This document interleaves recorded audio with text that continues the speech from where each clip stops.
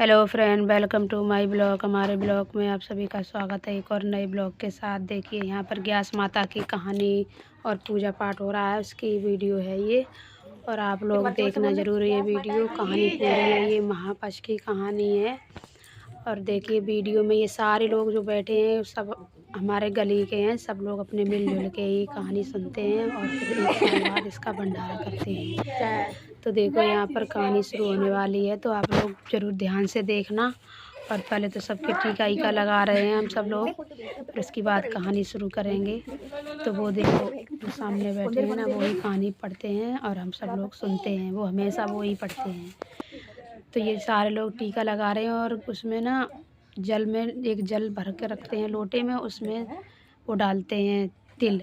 तिल डालते हैं और हाथ में तिल लेते हैं। उसके बाद ही कहानी सुनते हैं। और ये हमारे केले हैं जो चढ़ाने के लिए ले गए थे, मंगाए थे, तो सारे लोग छू के सभी लोग चढ़ा रहे हैं।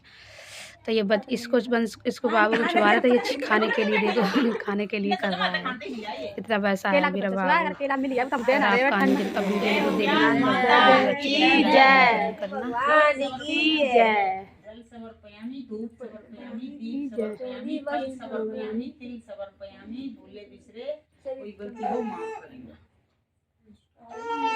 एक समय दल भया ऋषि ने पुल सत्य ऋषि से पूछा, हे ब्राह्मण, मनुष्य मृत्यु लोक में वरण हत्या आदि महान पाप, दूसरे के धन की चोरी, दूसरे की उन्नति देखकर ईर्ष्या आदि करते हैं, परंतु फिर भी वे टीना घूम कर बैठ जा पाते। ए टीना, इधर को घूम कर क्या बैठ जा। कारण है? वह न जाने कौन सा उल्प दान या अल्प आश्रम करते हैं।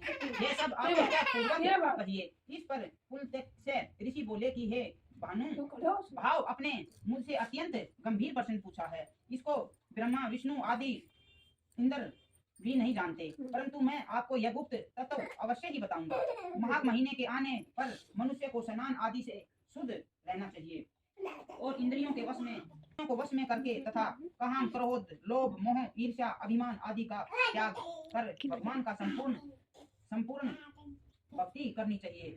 हाथ पैर धोकर पुष्प नक्षत्र को गोबर, कपास, तिल मिलाकर कंडे बनाने चाहिए। वह इन कंडों से 108 बार हवन करें और यदि इस दिन मूल नक्षत्र द्वादशी हो तो नियम से रहें। स्नान आदि नित्य क्रिया से शुद्ध होकर भगवान की पूजा व कीर्तन करना चाहिए। एकादशी के दिन व्रत और रात्रि को जागरण तथा हवन करना चाहिए। दूसरे दिन धूप दीप नैवेद्य से भगवान की पूजा कर खिचड़ी का भोग लगाना चाहिए। इस दिन कृष्ण भगवान का पूजन करना चाहिए। पेठा, नारियल, सीताफल या सुपारी सहित अर्घ देना चाहिए और स्तुति करनी चाहिए। हे भगवान, आप असारण को सारण देने वाले हो, डूबे हुए का उद्धार कीजिए। हे पुनर्वक्ष, मैं कलम नेत्र धारी हूँ। विष्णु भगवान के जगत गुरु आप लक्ष्मी जी सहित मेरे इस अर्घ को स्वीकार करें। इसके पश्चात ब्राह्मण को जल भरा कुंभ ये कुंभ प्रदान करना चाहिए। ब्राह्मण को श्यामा गाय और का पात्र भी देना चाहिए। तिल से स्नान करना चाहिए। भोजन से में श्रेष्ठ अत मनुष्य को तिल दान भी करना चाहिए। इस प्रकार जो मनुष्य जितने तिल का दान करता है वह उतने ही वर्ष स्वर्ग में निवास करता है। एक तो तिल से स्नान करना चाहिए, तिल का उपकरण बनाना चाहिए, तिल का हवन करना चाहिए, तिल करना चाहिए, तिल का भोजन करना चाहिए। अब आशीष पर ये तिल एकादशी कहलाती है। इससे अनेकों प्रकार के पाप नष्ट हो जाते हैं। ऋषि बोले, हे भगवान, आपको नमस्कार है। इस तिला एकादशी का क्या पुण्य है, क्या कथा है, सो कहिए। श्री कृष्ण भगवान बोले कि हे नारद जी, मैं तुमसे आंखों देखी सत्य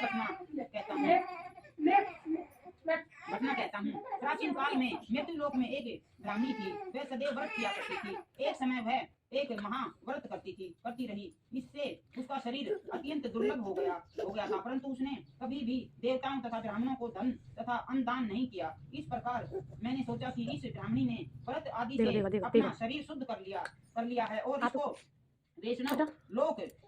वैष्णव लोक को मिल जाएगा, परंतु इसने कभी भी अन्न दान नहीं किया है। इससे इसकी तिरुपति होना कठिन है। ऐसा सोचकर मैं मृत्यु लोक में गया और ब्राह्मणी से अन्न मांगा। वह बोली, आप यहाँ किस लिए आए हैं? मैंने कहा, मुझे भिक्षा चाहिए। उसने मुझे एक मिर्च फंड दे दिया। मैं उसे लेकर लौट आया। समय बीतने पर ब्राह्मणी भी शरीर त्याग कर सो आई।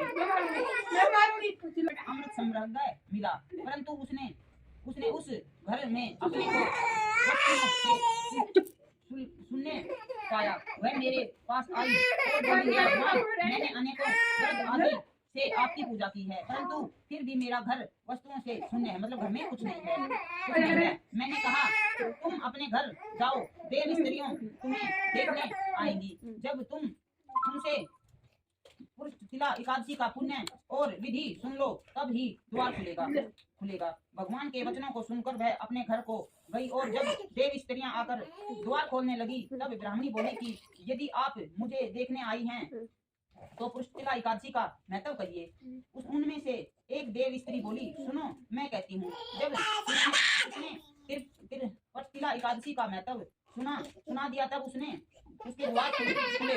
देव स्त्रियों ने उसको सब स्त्रियों से अलग पाया। ब्राह्मणी ने भी देव स्त्रियों से कहे अनुसार पुरुषतिला एकादशी का व्रत किया और इसके प्रभाव से उसका घर धन धान्य से संपूर्ण हो गया। अंत मनुष्य को पुरुषतिला एकादशी का व्रत करना चाहिए। इससे मनुष्य के जन्म जन्म के आरोग्य प्राप्त होती है और दरिंदा नष्ट हो जाती है। इस व्रत में से मनुष्य के संसद पाप नष्ट हो जाते हैं। बोलो व्यास माता की जय। कथा सार। इस व्रत से जहाँ बिना दान आदि के कोई भी धर्म कार्य संपन्न नहीं माना जाता। व्यास माता की जय। तो देखिए, यहाँ पर हमारी कथा हो गई थी समाप्त। फिर हम लोग आरती करने लगे थे। ये हमारे जगह में आरती कर रही है, सारे लोगों ने आरती करी है। उसके बाद कथा समाप्त कर दी तो सब लोगों ने वो प्रसाद ग्रहण करवाया। और वीडियो अच्छी लगी तो लाइक कमेंट